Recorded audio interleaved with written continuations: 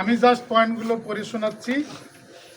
এখানে হলো যে প্রধান নির্বাচন কমিশনের পক্ষ থেকে উনি যে পরামর্শ দিয়েছেন সেটি হলো প্রত্যেক প্যানেলে 2 থেকে 3 জন করে সম্মিলিতভাবে একটা অঙ্গীকারনামা পেশ করবে। কার কাছে?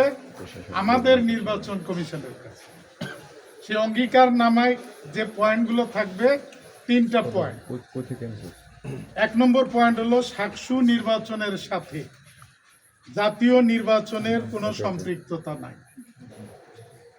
2 নম্বর পয়েন্টটা থাকবে সাকসু ইলেকশন জাতীয় নির্বাচনে কোনো বিরূপ প্রতিক্রিয়া ফেলবে না।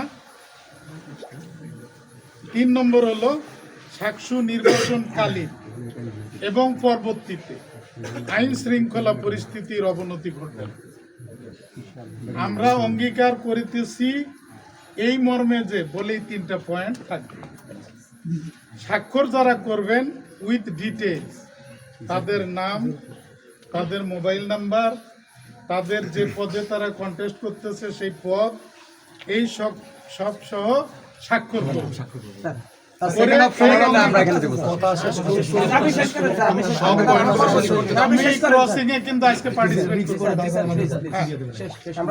এই যে অঙ্গীকারনামাটা, এটা আমাদের নির্বাচন কমিশনকে দিলে ওনারা ইমিডিয়েটলি এটা আমাদের রেজিস্ট্রারকে দিবেন।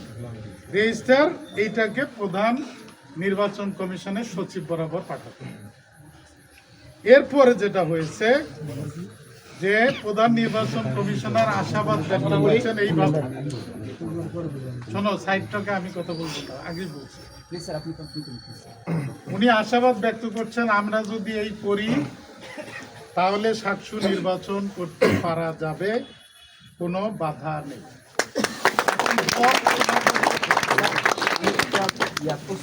লজ্জাজনক কিছু সত্য